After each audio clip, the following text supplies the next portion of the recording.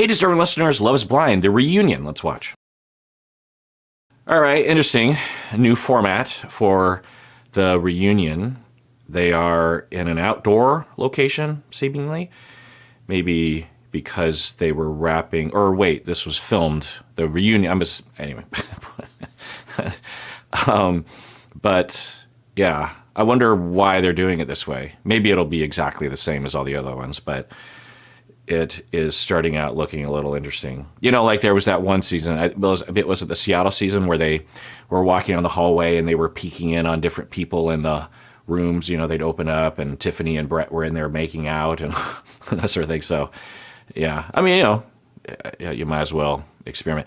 But I worry sometimes that when they add things to reunions, they take away things that are more interesting to the audience. But I don't know. Let's watch.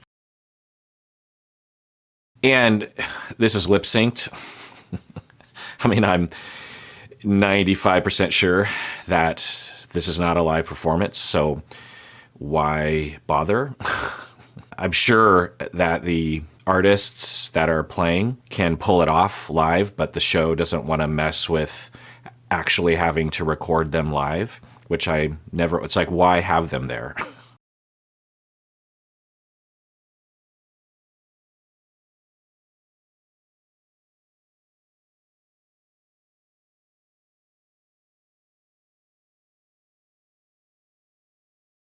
All right, I'm already annoyed.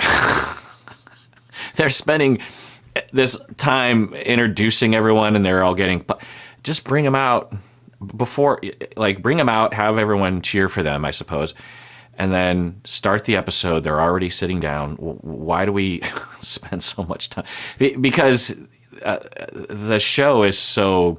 Stacey she watched this last night and... she was like, "Yeah, it just seems to go by really quickly. Like they don't get a chance to really get into a lot of things, compared to other shows like 90 Day Fiancé, where they'll spend like 4 hour-and-a-half episodes doing a reunion, right, or a tell-all or whatever they call it, and arguably they have less to get into than they do on this show." So it's just like, get to the frickin' show. Jordan, how are you? Should we just get right into it, guys? Let's get right into it. That's why they're here. All right. They even make the audience use those gold mugs, presumably because, I mean, I guess theme, but also for editing purposes. They don't want to, like, how would we try? Anyway, it's interesting thinking about it because usually at the reunion, they'll have the couples that are married sitting together.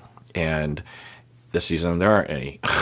So is it guys on one side, women on the other side? What do you think was ultimately the reason that Megan ended things with you? I mean, she's right here. Why don't we ask her? Yeah, I mean, I think a big piece of that was our lifestyles and how different they were. Yeah, it was an interesting choice to start off the whole thing. Now, this is edited, right? But I think this is the first foray into the questions, and they ask him, why do you think she broke up with you? And you're just like, well, why don't you ask her? She's sitting right there. But I wonder if the producers were thinking, if we ask him, then maybe we'll get a different answer than what actually is the case, and maybe some bitterness from him or something, and that'll be good television. But anyway, so they're asking her. And I have my guess as to what the reason is, or the area of the reasons that I already speculated. Let's see if this is in alignment with that. And, you know, part of me wishes I would have given it a little more, or given Jordan a little more grace for being able to get there eventually. But, you know, I've dated potential in the past. And so, yeah, going into a marriage, it scared me a little that... Yeah, I mean, she's not going into extreme detail, but that is consistent with what I was thinking, because it could easily be reduced, and I'm guessing there's internet mobs that are reducing it to this simplistic way of seeing it, which is that she's a rich a-hole and can't handle being with someone that isn't rich or something like that. And that, in a way, it's like, aside from the a-hole part, I guess arguably one of the factors that she literally said, lifestyle, meaning money and time, and privilege of not having to work. I thought that she was just wealthy because, maybe privileged, but also that she works hard, which often means that you don't have a lot of free time. But she might actually have the kind of lifestyle that allows her to prioritize a lot of free time. And she works, but she doesn't have to, and she set it up so that she doesn't have to spend a lot of time working. So that would be quite a contrast with him, who not only is on his grind at a point in his career, but he also has a kid, of course, and he's a gym guy who I think goes to the gym frequently. And that's a whole commitment and a time commitment and all the things that go along with it, the dieting and the making sure that you sleep well, not drinking. And that's very different from what I think her life is. And she said, maybe I should have given him more grace, a little bit more time or more leeway or optimism about how he might have adjusted over time, and I already went into that. But I also understood her position of just like, well, the wedding is in a few days. So why would we get married on like the idea that this might work instead of wanting to be with someone that you just absolutely know it's going to work? And add the fact that there was the distance and the two ships passing the night. It just makes, I'm saying it all over again, and I've already said, but it just really makes me wonder, because they did seem so compatible, not just in comparison to the other couples on this season, but I think in general. And we didn't see any conversations around this, but what if they had like what if they gave it a try? Like she said, look, I'm really serious about marrying you. And for the 3 weeks that we're back in town, I have a proposal, which is that we figure out a way so that you don't have to work much, if at all. And I will pay for everything.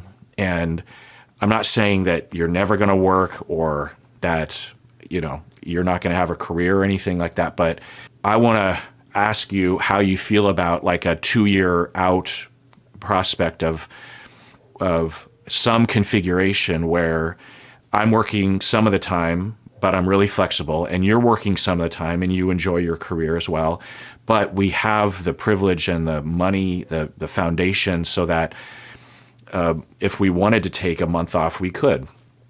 And of course, parenting is a big part of that, but that frees us up. And I wonder emotionally what you would be like. And I want to see what that's like, right?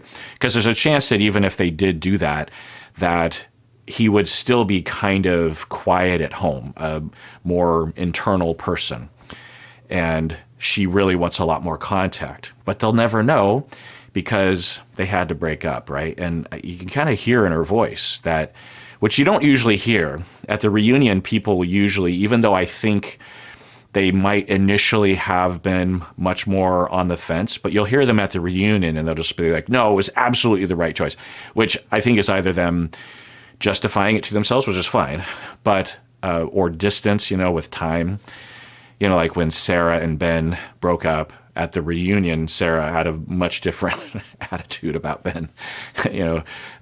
So it's interesting to hear her actually kind of say, yeah, maybe I jumped the gun a little bit, but I ultimately think it was the good choice, because you got to be sure about these kinds of things.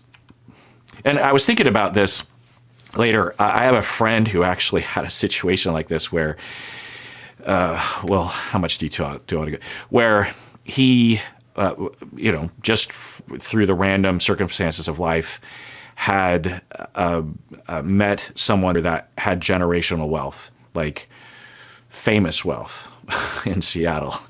And he didn't know initially that she was like that, but and she had a job and everything, so everything looked, like they were coming from the same wealth level. But then as the relationship progressed and they were a thing, boyfriend, girlfriend, it became known to him that, oh, she is like, she's not just kind of like upper middle class. She's like beyond her whole family. And they got engaged, and then they almost got married, and then just like a few weeks before, or a few months before the wedding, she broke up with him. And this was 30 years ago or something. He's happily married, kids, blah blah blah. But sometimes after a couple of beers, we'll talk about like what his life would have been like, and maybe what our lives would have been like in a weird way, because of how wealthy she was and how wealthy the family was. The connections and the mansions and the travel and the private jets and just the galas and the your name and plastered everywhere because of the donations. Like, it's just a weird thing. And so it made me wonder about Jordan, wondering about that, I don't think Jordan is like prioritizing that. In the way that he talked, he didn't seem to be really enthusiastic about her paying for everything, because he didn't want to be a mooch. But, if they did get married, I'm sure he would have gotten used to it, or taken the good with the bad, or, anyway. So it's another kind of thing you got to think about. Like, there's a lot of losses happening for Jordan and his kid, right? Your son and Jordan, I saw that you said after the two of you had broken up that you actually regretted introducing Luca to Megan. How did you feel hearing those words from him? That one hurt. Just more maturity and differentiation and vulnerability from Megan. I assume Jordan as well. The way I interpret what he was saying, one, he's minutes after being dumped, and I don't think he necessarily saw it coming, or maybe he did. I don't know. Sometimes they have conversations before and then they recreate it on camera, but it didn't look that way for him. So, like with Joe and Madison and Nick and Annie, I'm pretty sure they had a conversation prior, which would make sense anyway. So the way I interpreted that was, one, he's reeling from one of the worst moments of his life. But also, I think for a lot of single parents, they are really careful about who they introduce their children to, right? Which is important, because some single parents don't have that consideration. Now, it's not automatically a harm to the child. It kind of depends on the situation, how old the kid is, how you introduce them, what exactly it means. But generally speaking, most single parents that are parenting well will be, careful. And so he probably was thinking along those lines of just like, I don't know how they introduced Luca to Megan, but it's possible that they were, which would make sense because they're trying to try it on for size. And at the time when they met Luca, I think the two of them were 100%. So he could feel like, I encouraged Luca or created a situation for my son to open his heart to second mommy. And now I've got to go to him and say, you're never going to see her again. And that breaks my heart. So I think, I don't think he meant that Megan's a bad person. I regret introducing them. I think it was just that kind of thing. That's not the case, and I'm still very grateful that you introduced me to him. To clarify, I didn't mean I regretted introducing him as a person. Just at his age, stability is very important. And so that wasn't even you. That was me signing up to do this and bringing him into the whole experience. Yeah, so great. I am happy that they're being nice to each other because, not nice, but that they're not weirdly hostile. There's a lot of weird hostility that happens at the reunions that I think is unfortunate. I get it sometimes, but other times I'm like, where is this coming from? The data, the receipts from the bra kind of thing. Now, we have to remember that I think that this was filmed a few weeks prior to the episode being published, and they're all given a private viewing of the whole season, or maybe a rough cut. Well, it's probably a final cut. And for a lot of these people, like I'm curious about Madison and Joe, if Madison will be hurt because she will have seen just earlier this day or the day before Joe, after they get on the first night of the getaway, Joe's like, yeah, she's not really my type, and I wouldn't normally go for someone like her. We don't know exactly what that means. I think a lot of people fill in the gaps as to what that means. Madison could fill in the gaps, who knows?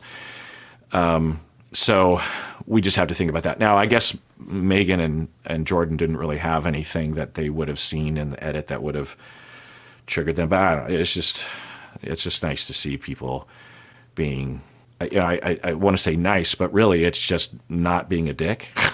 So it's a pretty low bar there of what I'm looking for. I appreciate that. So how is Luca doing? How is he today? He's doing amazing, thank you. Yeah. He's doing really good. Yeah, it's really inspirational as a father to watch your love for your son and how much he means to you. I hope it's inspirational to everybody, because I mean, being a father is a privilege, you know. It is. Yeah, and I will say that the mothers on this show that we have seen won't get this kind of praise a lot. In fact, so my wife told me that I kept calling her Brittany, but it was Jessica, right? From a few seasons ago with Jimmy and you're gonna choke, right? You're gonna need an EpiPen. Her name was Jessica. Oh, I should probably look it up. Okay. I have my whole thing, my whole database here of all the seasons, and I thought that I would update everybody about the percentages of, the chance of if you're a cast member on the show, because I did all the calculations. And, so Jessica, right. So it was Jessica, not Brittany. I don't know why I said Brittany. Maybe she just seems like a Brittany or something. I don't know. When Jessica was on the show, she was she was attacked by many people in the audience, seemingly like most people, I don't know, but a sizable percentage were attacking her because she was just on the show, when they're in the pods, they're there for 10 days. And they're like, you abandoned your child. I abandoned my child, from There Will Be Blood. Anyway, when I said that out loud, I love that movie, PTA. Anyway, so that movie, by the way, is the one movie that I've seen and reviewed along these lines that really depicts a certain profile of narcissistic personality. So where a lot of movies are identified as providing a good depiction of narcissism, but I disagree with a lot of those. There's very few, actually, that will depict narcissism well, and that was one of them. Anyway, so what was I saying? So with Jordan, yes, he should be praised. Jessica, at the very least, should not be attacked. And of course, we understand that we have a sexist society. When it comes to parenting, women are blamed, men are praised for helping out. Or if they're a good father, the way that they should be, they're somehow like, oh my God, you're amazing. And it's just like, no, you're the baseline. That's the way. And most fathers are at that baseline, you know what I mean? But we just don't typically see them in media and in reality TV. Anyway, so I just wanted to say that. All right, well, tune in next time when I continue watching The Reunion. And everyone out there, please take care of yourself because you deserve it. You really, really do.